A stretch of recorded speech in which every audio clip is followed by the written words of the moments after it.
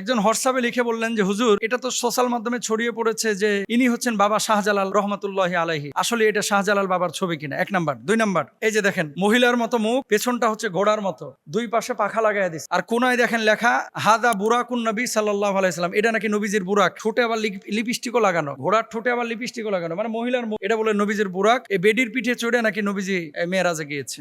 এই দুইটা ছবি দিয়ে বলেছেন যে এগুলো নিয়ে অনেক মানুষ দেয়ালে ঝুলিয়ে রাখেন, অনেকে মোবাইল স্ক্রিনে রাখেন, অনেকে ওয়ালপেপার বানান, এবং মানুষের আকীদাটা দেখেন। মানুষের আকীদা অনেকে চিন্তা করে যে এগুলো মনে হয় সত্যই। আসলে এগুলোর ব্যাপারে আপনাদের বক্তব্য কি? যারা এগুলো বিশ্বাস করে আসলে আদৌ এটা শাহজালাল রহিমাহুল্লাহর ছবি কিনা, বা নবীজির বুরাক এরকম মহিলার মুখের মতো, ঘোড়ার পিঠের মতো এরকম কোন প্রাণী ছিল কি না? প্রথম প্রশ্নের জবাব, শাহজালাল ইয়ামানী রহিমাহুল্লাহ তিনি ছিলেন 1400 শতাব্দীর মানুষ। কত শতাব্দী? 1400। তখন ক্যামেরা ফটোগ্রাফি কিছুই আবিষ্কার হয় নাই, তাহলে ছবি উঠাবে কি দিয়া? প্রশ্ন আপনারা মানে নিজেরাই করেন।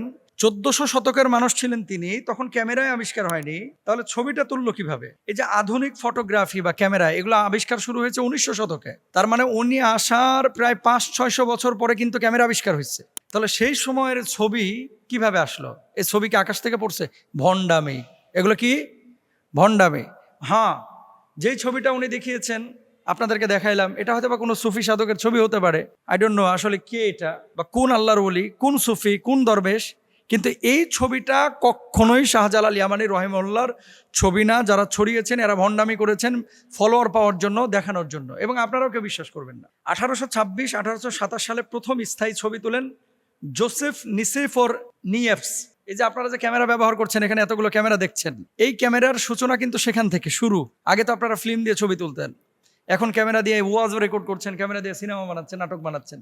ভালো কাজে ব্যবহার করলে সওয়াব পাবেন, খারাপ কাজে ব্যবহার করলে আপনি গুনাহ পাবেন। তাহলে কত সাল দেখেন? 1826-1827 সালে প্রথম স্থায়ী ছবি তোলা হয়। পরে লুই দাগের 1839 সালে ড্যাগেরিওটাইপ পদ্ধতি জনপ্রিয় করেন। ক্যামেরা আবিষ্কারের প্রায় 500 বছর আগে শাহজালাল রহিমাহুল্লাহ জীবিত ছিলেন। তো যিনি ক্যামেরা আবিষ্কারের 500 বছর আগেই জীবিত ছিলেন, এরপরে মারা গেলেন, উনার ছবি করতে গেল। এবার বুঝলেন কি পরিমাণ ভণ্ডামিটা হচ্ছে। বাংলাদেশে দেখবেন কখনো কখনো অনেক মেসেজ দেওয়া হয়, কই এই মেসেজটি ফরওয়ার্ড না করলে আপনার 70টি বিপদ হবে, এই মেসেজটি ফরওয়ার্ড করলে আপনার 70টি সৌভাগ্যের ঘটনা ঘটবে, আপনার রিজিকে বরকত হবে, আপনার ছেলে মেয়ের মধ্যে বরকত হবে, এই মেসেজটি একবার ফরওয়ার্ড করেন। আর আগে ছিল কি, কই মদিনা শরীফে অমুক ব্যক্তি তিনি ঘুমের মধ্যে স্বপ্নে দেখেছেন নবীজি তার কাছে এসে সাল্লাল্লাহু আলাইহি ওয়াসাল্লাম বলেছেন যে এই বার্তাগুলো তুমি পৌঁছায় দাও, 70 জন মানুষের কাছে না পৌঁছাইলে তোমার আজকে রাত্রে একটা দুর্ঘটনা ঘটে যাবে। এসব ভণ্ডামি দেখছেন না আগে? এই ভণ্ডামিগুলা এখন, ভণ্ডামির আবেগটা ওই জায়গাতেই আছে, কিন্তু খালি চেঞ্জ হয়েছে। আগে ছিল কাগজে, এখন আসছে ক্যামেরা আর ফেসবুকে। বিশ্বাস করবেন না। এবার আসেন নবীজি সাল্লাল্লাহু আলাইহি ওয়াসাল্লামের বুরাক। এটা ছিল এমন একটা, ওই যে গাধা বা খচ্চর টাইপের বা দুম্বার মতো দেখতে, যেহেতু আমি দেখিনি, কোন মুফাসসির মুহাদ্দিস তারাও তো দেখেন না, এটা তো শুধু আল্লাহ রাসূল সাল্লাল্লাহু আলাইহি ওয়াসাল্লাম দেখেছেন। তো এই বাহানোর উপরে তিনি ভ্রমণ করে আল্লাহর সাথে সাক্ষাৎ করেছেন। এখন আমি যে ছবিটা দেখাইলাম, আপনারা যেটা আগে অনেকে কিন্তু দেয়ালে টাঙিয়ে রাখতো, হাজা বুরাকুন নবী সাল্লাল্লাহু আলাইহি ওয়াসাল্লাম, এটা নবী সাল্লাল্লাহু আলাইহি ওয়াসাল্লামের বুরাক। মুখটা মহিলার মতো, দুইটা পাখা আছে, 4টা পা আছে, ল্যাঞ্জাও আছে, বডিটা হচ্ছে ঘোড়ার মতো, আবার মুখের মধ্যে ঠোঁটে লিপস্টিকও লাগাইছে। এই ভণ্ডামিগুলো করেছে আমাদের বাংলাদেশের কিছু মানে সুফি নামের বদমাশ, এবং তারা বিভিন্ন প্রেসে গিয়ে এগুলো ছবি বানাইয়া আমাদের গ্রামগঞ্জের সাধারণ মানুষদের কাছে হাটে ঘাটে মাঠে 10 টাকা 15 টাকা করে তখন বিক্রি করতো। তখন থেকে এই ছবিগুলো ছড়িয়ে পড়েছে। এগুলো বিশ্বাস করবেন না, এগুলো ভণ্ডামি। আল্লাহ তাআলা বুঝদান করুন। আমরা অনেক ক্ষেত্রে দেখি যে বৈশ্বিক বিষয়ে আলেম ওলামা অসচেতন। বিশেষ করে আপনারা নিশ্চয়ই জানেন, আগামী 50 বছরের মধ্যে এআই গোটা বিশ্বের আর্থিক অবস্থা এবং বাণিজ্যিক অবস্থা লিডিং পয়েন্টে বড়সড় পরিবর্তন করে ফেলবে। সেক্ষেত্রে মুসলমান হিসেবে আমাদের প্রস্তুতি কতটুকু? আমরা কি সারা জীবন পরিচালিত হয়েই যাব, নাকি পরিচালক হব? আমরা কি আরেকজনের অধীনস্থ থেকেই যাব, নাকি লিডিং পয়েন্টে আমরা যেতে পারবো? এবং বৈশ্বিক যে পরিবর্তন, এটা কি দাজ্জালীয় ফিতনার সাথে সম্পৃক্ত? ভেরি ভেরি ইম্পর্টেন্ট একটা বিষয়। কিন্তু এআই যারা আপনারা বুঝেন এবং বিভিন্ন টুলস সম্পর্কে আপনাদের যাদের আইডিয়া আছে, ডিভাইস সফটওয়্যার সম্পর্কে যাদের আইডিয়া আছে, খালি তো শুনেন, কিন্তু বৈশ্বিকভাবে এটা যে কোন পর্যায়ে চলে গেছে এবং পরবর্তীতে কোন জায়গায় এটা যাবে, এটা কিন্তু আপনারা অনেকেই ফিল করছেন না। বিশেষ করে আমাদের মুসলমানরা এক্ষেত্রে কিন্তু অজ্ঞ। জানে কিছু মানুষ, কিন্তু অধিকাংশ মানুষই আমাদের কোনো ধারণাই নাই যে বৈশ্বিকভাবে কি পরিবর্তনটা আগামী 50 বছরের মধ্যে পৃথিবীতে হতে যাচ্ছে।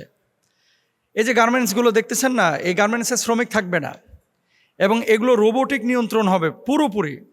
আপনি ইউরোপে যান, আমেরিকায় যান, ইংল্যান্ডে যান, দেখেন যে বর্তমানে রেস্তোরাঁয় কিন্তু এই যে চীনেও খাবার সার্ভ করছে কিন্তু রোবট।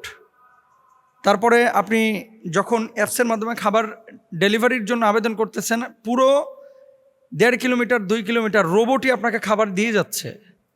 এখন মুসলিম বিশ্ব এ ব্যাপারে আসলে আমাদের যারা আলেম ওলামা স্কলাররা, এটা যে মানে দুই দিকই যে কাজটা হবে, একটা হচ্ছে পজিটিভ আর একটা নেগেটিভ। পজিটিভ দিকগুলো নিয়েও আমরা সচরাচর কথা বলি না, নেগেটিভ দিকগুলো নিয়েও কিন্তু আমরা সচরাচর কথা বলি না। কিন্তু দেখেন, ওই যে একটা মানে বাক্য আপনারা নিয়মিত শোনেন যে প্রয়োজনের কারণে অনেক বিষয় কিন্তু অনেক সময় এটা আলোচিত হয় এবং এটা জায়েজ হয়, এটা না জায়েজ হয়, শরিয়ার সাথে যখন সাংঘর্ষিক না হয়। এআই আগামী এই যে পৃথিবীর যে বৈশ্বিক অবস্থা, এটা পুরো নিয়ন্ত্রণে নিয়ে নেবে সিংহভাগ। মানুষ কোটি কোটি মানুষ চাকরি হারিয়ে ফেলবে।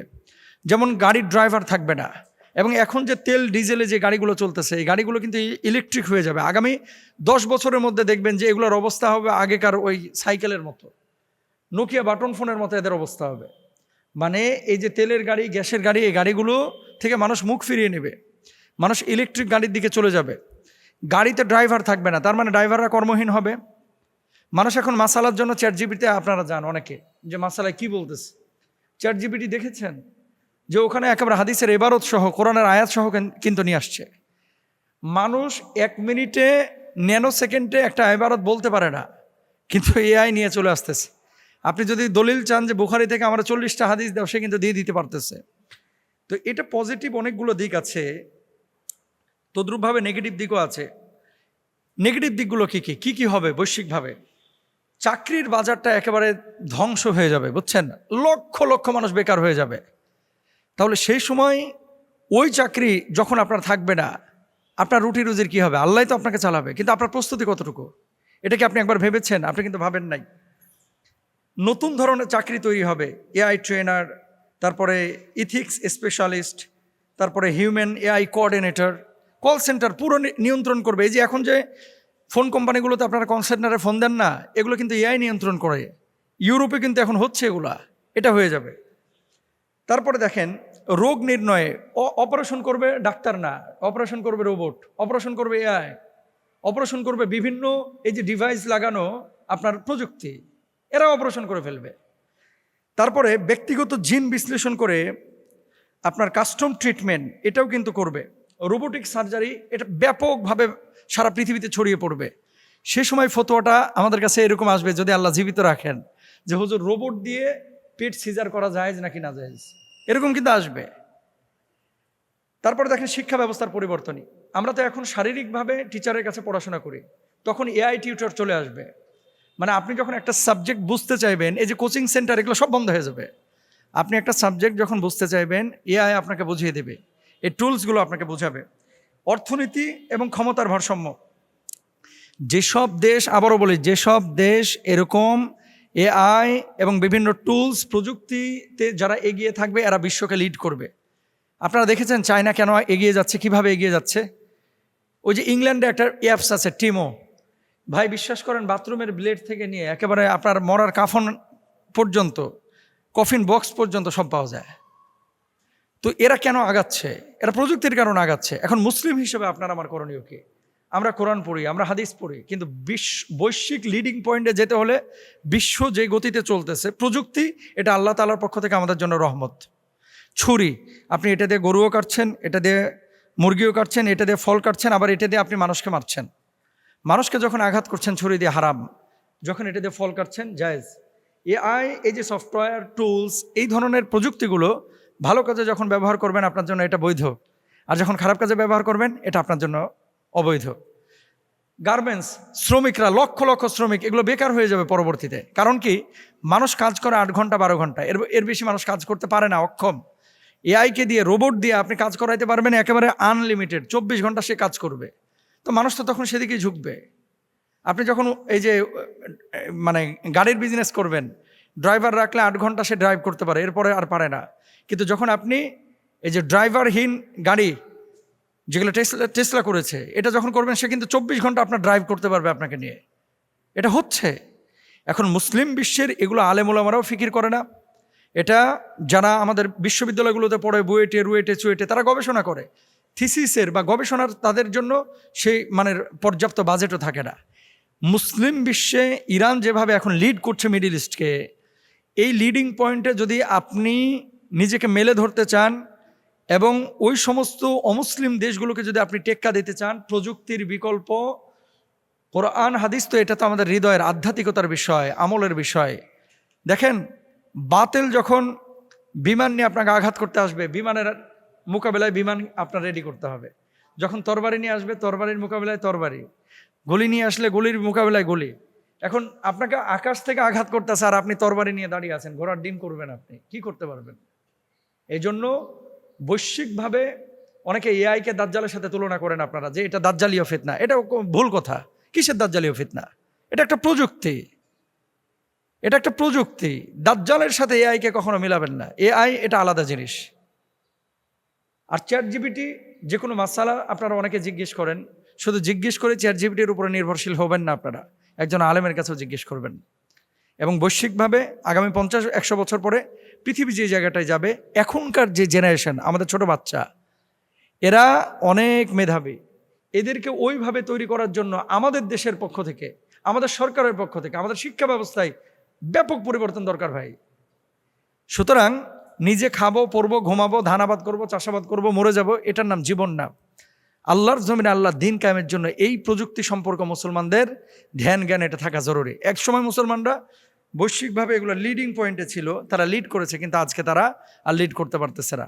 এটা আমাদের মানে অদূরদর্শিতা। আল্লাহ তাআলা আমাদেরকে বোঝার তৌফিক দান করুন, আমিন।